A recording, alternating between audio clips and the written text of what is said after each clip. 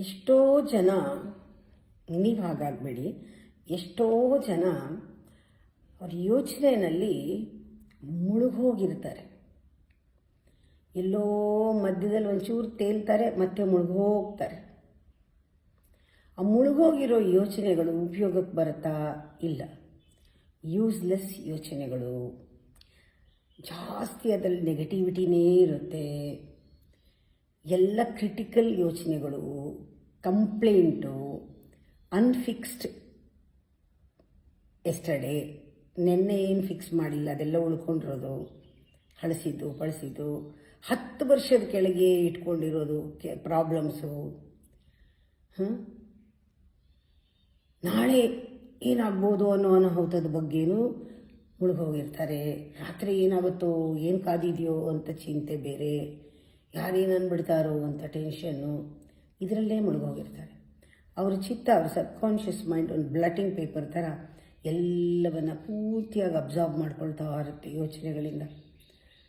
ಅವ್ರು ಅಕಸ್ಮಾತ್ ಹೊರಗಡೆ ಪಾರ್ಟಿಸಿಪೇಟ್ ಮಾಡಿದ್ರು ಎಲ್ಲರಲ್ಲೂ ಅದೇ ತನ್ನ ಒಳಗಡೆ ಅದನ್ನೇ ನೋಡ್ತಾ ಇರ್ತಾರೆ, ಅದನ್ನು ಆ್ಯಂಪ್ಲಿಫೈ ಮಾಡಿ ನೋಡ್ತಾ ಇರ್ತಾರೆ.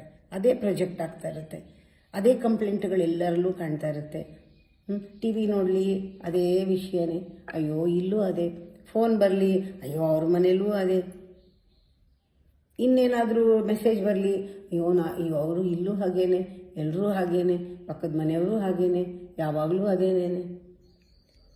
ಇಷ್ಟು ಮುಳುಗೋಗಿರ್ತಾರೆ ಅಂದರೆ ಮಧ್ಯ ಸ್ವಲ್ಪ ಮುಖ್ಯವಾದ ವಿಚಾರ ಬಂದಿರುತ್ತೆ, ಮುಖ್ಯವಾದ ಸಿಚುಯೇಷನ್ಸ್ ರೈಸ್ ಆಗೋದಿರುತ್ತೆ, ಸೊಲ್ಯೂಷನ್ ಸಿಕ್ಕಿರುತ್ತೆ, ಏನೋ ಒಂದು ಸಿಕ್ಕಿರುತ್ತೆ ಆಪರ್ಚುನಿಟಿ. ಪ್ರೆಸೆಂಟ್ ಮೊಮೆಂಟ್ಗಳಲ್ಲಿ ಕಳ್ಕೊಳ್ತಾ ಬರ್ತಾರೆ. ಕಣ್ ತೆಗಿಬೇಕು, ಏಳಬೇಕು, ಹೊರಗೆ ಬರಬೇಕು, ಈಜಬೇಕು, ದಡ ಮುಟ್ಟಬೇಕು, ದಡದಲ್ಲಿ ಹೋಗಿ ಎಂಜಾಯ್ ಮಾಡಬೇಕಲ್ವಾ. ಪ್ರೆಸೆಂಟ್ ಮೊಮೆಂಟು ನಿಮ್ಮನ್ನು ಜಂಪ್ ಮಾಡಿಸುತ್ತೆ, ಹಾರಿಸುತ್ತೆ, ಜಿಗ್ಸುತ್ತೆ, ಕುಣಿಸುತ್ತೆ,